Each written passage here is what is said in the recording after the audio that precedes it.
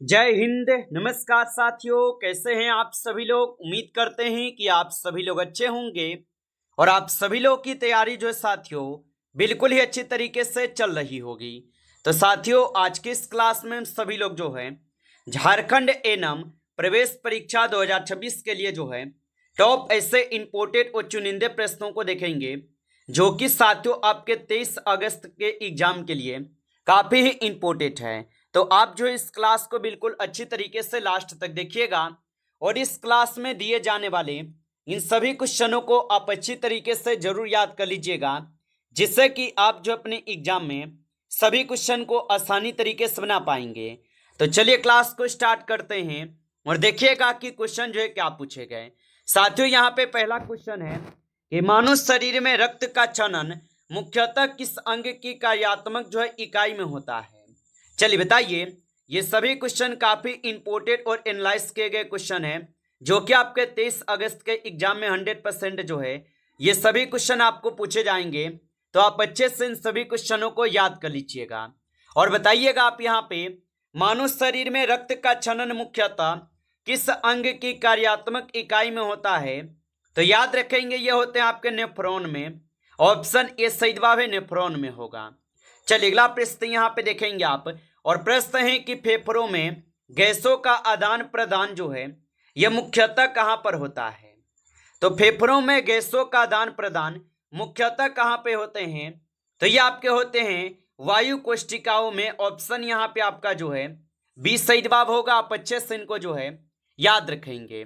चलिए अगला प्रश्न यहाँ पे देखेंगे आप और प्रश्न है आपसे कि रक्त का थक्का बनने में कौन सा घटक जो है प्रमुख भूमिका निभाता है। चलिए बताइए। तो रक्त का थक्का बनने में कौन सा घटक प्रमुख भूमिका निभाता है। तो यहाँ पे आप सभी लोग का प्लेटनेस हो जाएंगे। ऑप्शन यहाँ पे सी सही जवाब है, प्लेटनेस होगा। चलिए अगला प्रश्न यहाँ पे दिए गए और प्रश्न है कि शरीर में कैल्शियम के अवशोषण में कौन सा विटामिन जो है महत्वपूर्ण है। चलिए बताइए।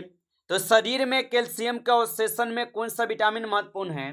तो इसमें आपके विटामिन डी जो है ये महत्वपूर्ण है। ऑप्शन यहाँ पे डी सही जवाब होगा, विटामिन डी। आप अच्छे से इनको याद रखेंगे। अगला प्रश्न यहाँ पे दिए गए आपसे प्रश्न है कि आयोडीन की कमी से मुख्यतः जो ये कौन सी विकार हो सकता है। चलिए बताइए। तो आयोडीन की कमी से मुख्यतः कौन सा विकार हो सकता है। तो इससे आपके घेंघा हो सकते हैं। ऑप्शन ए सही जवाब है, घेंघा हो सकते हैं। चलिए अगला प्रश्न यहाँ पे आपसे कि प्रोटीन का पाचन मानव शरीर में मुख्यतः जो है ना ये कहाँ प्रारंभ होता है। तो प्रोटीन का पाचन मानव शरीर में मुख्यतः कहाँ पे जो है प्रारंभ होते हैं। तो ये होते हैं आप सभी लोग के अमाशय में। ऑप्शन यहाँ पे बी सही जवाब है, अमाशय में होगा। आप अच्छे से इनको याद रखेंगे। चलिए अगला प्रश्न यहाँ पे देखेंगे आप कि क्षय रोग मुख्यतः किस अंग को प्रभावित करता है। तो याद रखेंगे कि क्षय रोग जो है मुख्यतः किस अंग को प्रभावित करता है। तो ये करते हैं आपके फेफड़े को। ऑप्शन यहाँ पे सी सही जवाब है, फेफड़ों को। चलिए अगला प्रश्न यहाँ पे देखेंगे आप और प्रश्न है कि हाथ धोने का सबसे महत्वपूर्ण जो है स्वस्थ लाभ क्या है। तो हाथ धोने का सबसे महत्वपूर्ण स्वस्थ लाभ क्या होगा। तो यहाँ पे आपके संक्रमण के प्रसार को कम करना होगा। ऑप्शन यहाँ पे डी सही जवाब है। चलिए अगला प्रश्न यहाँ पे देखेंगे आप और प्रश्न है आपसे कि जल को पीने योग्य बनाने के लिए क्लोरीनीकरण का मुख्य उद्देश्य क्या है। तो जल को पीने योग्य बनाने के लिए क्लोरीनीकरण का मुख्य उद्देश्य क्या होगा। तो इसका उद्देश्य है यहाँ पे रोगजनक सूक्ष्म जीवों को नष्ट करना। ऑप्शन ए यहाँ पे सही जवाब है। चलिए अगला प्रश्न यहाँ पे देखेंगे आप और प्रश्न आपसे है कि जलने की मामूली चोट में प्राथमिक उपचार के रूप में जो है क्या करना उचित है। तो जलने की मामूली चोट में प्राथमिक उपचार के रूप में क्या करना उचित है। तो यहाँ पे आप बताएंगे प्रभावित भाग को ठंडे बहते पानी के नीचे रखना। ऑप्शन यहाँ पे आपका बी सही जवाब है। चलिए अगला प्रश्न यहाँ पे देखेंगे आप कि न्यूटन का प्रथम गति नियम किस अवधारणा से संबंधित है। तो न्यूटन का प्रथम गति नियम किस अवधारणा से संबंधित है। तो ये आपके संबंधित हो जाएंगे किससे। तो ये आपके जड़त्व से संबंधित है, याद रखेंगे। चलिए अगला प्रश्न यहाँ पे देखेंगे आप और प्रश्न है कि विद्युत परिपथ की एसआई इकाई जो है क्या है। तो विद्युत परिपथ की एसआई इकाई क्या होगा? तो इसका एसआई इकाई होता है ओम। ऑप्शन यहाँ पे डी सही जवाब है, ओम होता है। चलिए अगला प्रश्न यहाँ पे देखेंगे आप, और यहाँ पे प्रश्न है कि किसी वस्तु का द्रव्यमान पृथ्वी से चंद्रमा पर ले जाने पर क्या होता है? तो किसी वस्तु का द्रव्यमान पृथ्वी से चंद्रमा पर ले जाने पर क्या होता है? तो आप बताएंगे द्रव्यमान अपवर्तित रहता है। ऑप्शन यहाँ पे आपका ए सही जवाब है। चलिए अगला प्रश्न यहाँ पे देखेंगे, निम्न में से कौन सा एक जो है क्षार है? तो निम्न में से कौन सा एक क्षार है? तो NaOH जो है ये क्षार हो जाएगा। ऑप्शन आपका बी सही जवाब है। चलिए अगला प्रश्न यहाँ पे देखेंगे आप, और यहाँ पे प्रश्न है आपसे कि ऑक्सीकरण में सामान्यतः जो है ना क्या होता है? तो ऑक्सीकरण में सामान्यतः क्या होते हैं? तो इसमें होते हैं इलेक्ट्रॉन का त्याग। ऑप्शन यहाँ पे सी सही जवाब है। चलिए आगे बढ़ते हैं, और अगला प्रश्न यहाँ पे देखेंगे, यहाँ पे 60 नंबर क्वेश्चन दिए गए कि कार्बन डाइऑक्साइड का रासायनिक जो है सूत्र क्या है? चलिए बताइए।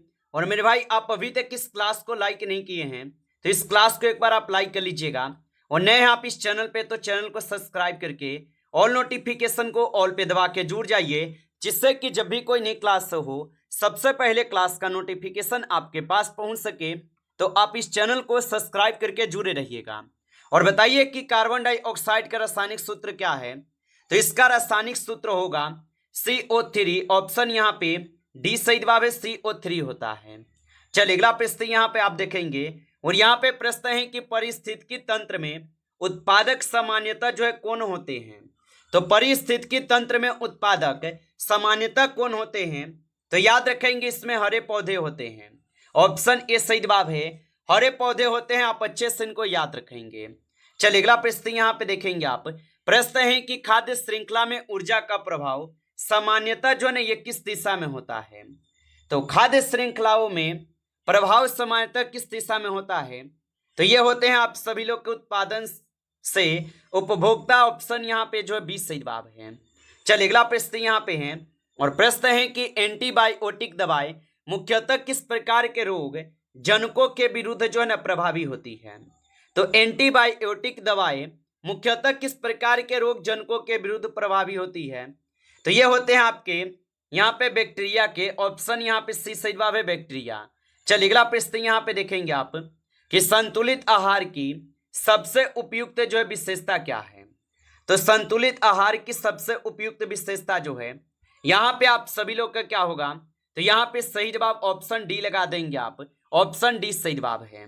चलिए अगला प्रश्न यहाँ पे देखेंगे आप कि मानव हृदय में कुल कितने जो है ना कक्ष होते हैं?